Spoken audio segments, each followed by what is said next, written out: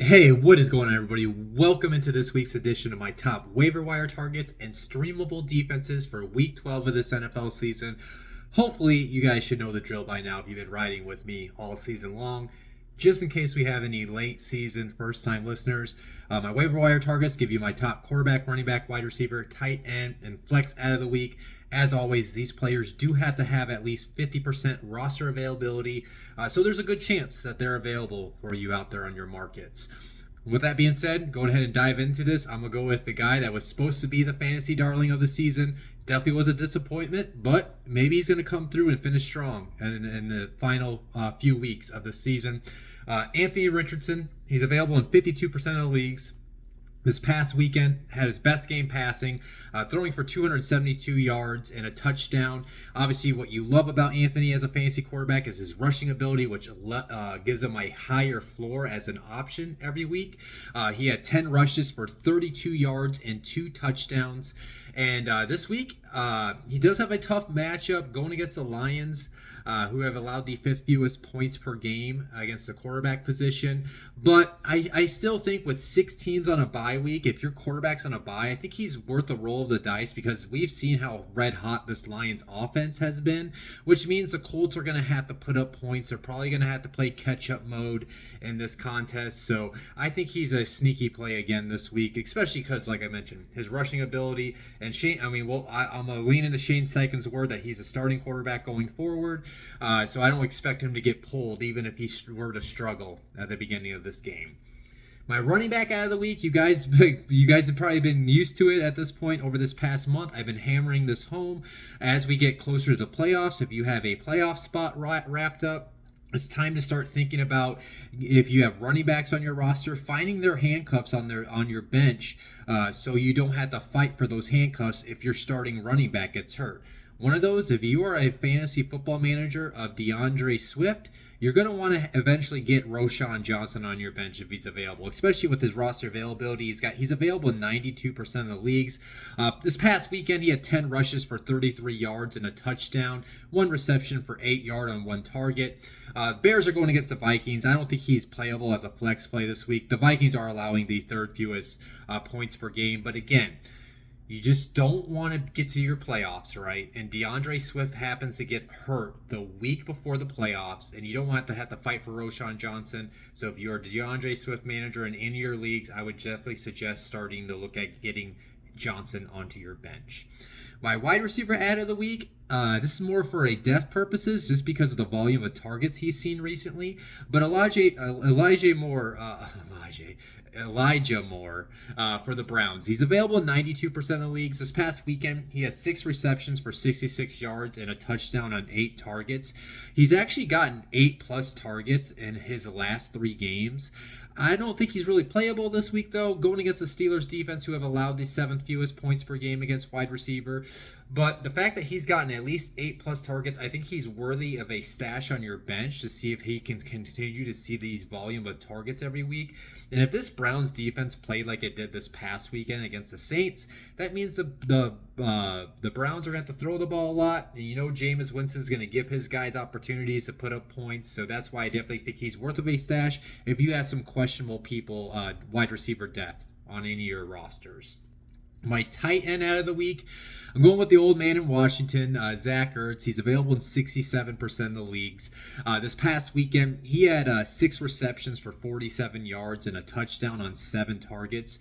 He's actually gotten at least 7 targets in 3 of the last 4 games, which is my ideal range, is having a tight end that sees at least 7 targets a game. And he has a decent matchup this weekend going against the Cowboys defense, who have allowed the 12th most points per game against tight ends this season. So if you have a tight end in a bye, you're looking to stream a tight end, I think Ertz is worth a roll of the dice because he has seen, like I said, those at least 7 targets in 3 of his last 4 games. My flex out of the week, to just a similar thing with Johnson. I'm going with Cam Akers for the Vikings. He's available in 83% of the leagues. Aaron Jones is the starter, but Aaron Jones, as since he's older in age, he's prone to getting hurt at this point, especially at this late of the year. I mean, he was banged up the past couple of weeks, which is why Akers has gotten more play.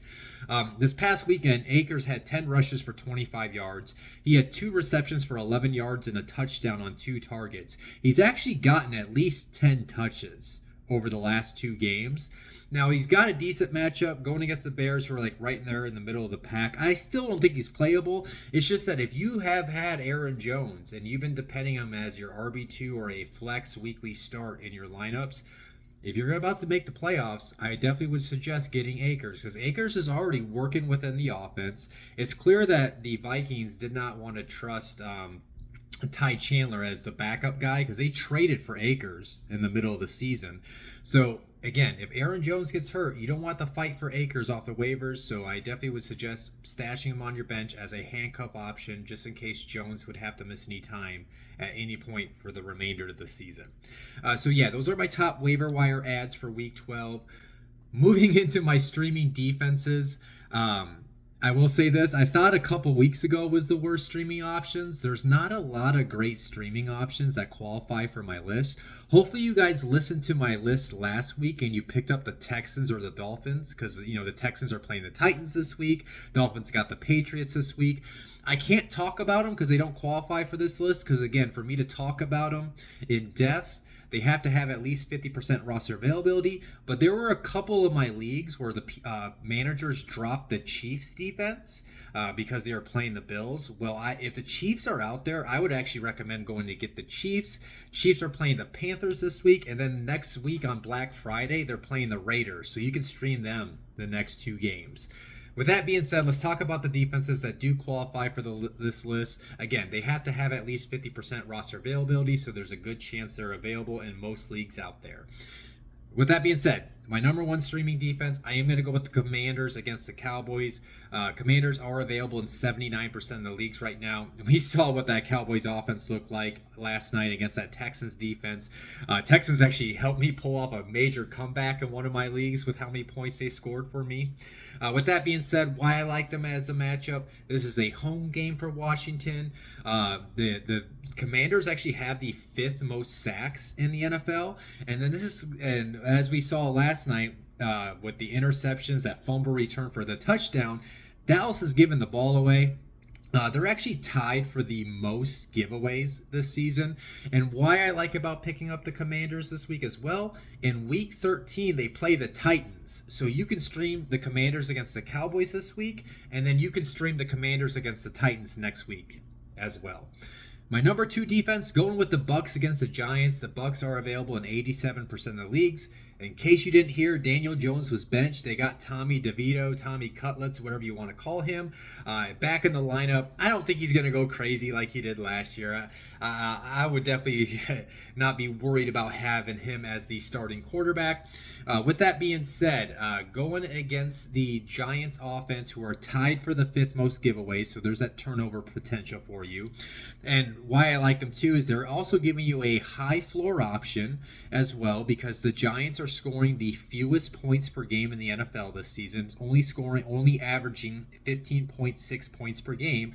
And then what's nice about the Bucs, if you wanted to stream them this week, in week 13, the Bucs play the Panthers, so you can stream them then. And you could actually stream them 3 weeks in a row, I believe, because in week 14, they also have the Raiders. So this is a short-term option for you as well. You don't have to just stream them for 1 week. You could actually stream them for the next 3 weeks going forward. Now we're going to get into the list where I don't really trust these options, but I didn't really have a lot of defenses that work this week that qualified for the list. There's 6 teams on a bye this week as well, so that didn't help. A roll of the dice one is the Bears against the Vikings. The Bears are available in 50% of the leagues. Obviously, this is a big risk, high reward option because the Vikings offense can easily put up points. But some notable stats on this. This is a home game for Chicago. I do remember Vikings traditionally struggle in Chicago. I have friends that are Vikings fans and they always bring that up. So maybe that could happen this week. Also, too, the Bears are actually tied for the fourth most takeaways, and the Vikings actually have the third most giveaways. So that's why I said this is a high risk, high reward, because there's a potential for this Bears offense to create turnovers against an offense that has been actually giving the ball away despite their really good record this season. Number 4, streaming defense. Don't really necessarily love it, but the Cardinals defense has been playing pretty solid heading into their bye week. But the Cardinals are available in 96% of the leagues, playing against the Seahawks strictly because the Seahawks are tied for the fourth most giveaways. This is gonna, if you have to stream the Cardinals, again, this will be like a 12, 14 plus team league option. Hopefully you could get one of the first 3 options or one of those options I mentioned at the beginning of this before I dived into these 5 defenses. So again, don't necessarily love them. I just didn't have a lot to work with. Same thing goes with my number 5 option. This is like a 12, 14 team league option. The Titans against the Texans. The Titans are available in 93% of the leagues, and it's strictly just because the Texans offensive line has struggled heavily to protect CJ Stroud this season. They're allowing the 3rd most sacks in the NFL. So again, ideally, you can either you picked up the Texans or the Dolphins last week and you got them. If the Chiefs are available, try to get the Chiefs. Otherwise, I really do like the Commanders and Bucks because they're great options for this week and for next week, and then the week 14 for the Bucks. Kind of do decent option for the Bears. Don't necessarily love the Cardinals and Titans, but I did have a lot to work with. So yeah, again, those are my top streaming defenses for week 12 of the NFL season. As always, if you enjoyed the video, hit the like button. If you have not subscribed or followed me on all my social media platforms, please do. You can find me on X. That's where I'm mainly at. You can also get me on YouTube, Instagram, and TikTok. As always, though, you'll get me tomorrow night for my top starts and sits for this week. I'll talk to you then. Enjoy your night, your morning, your day, evening, whenever you're watching this. Peace out.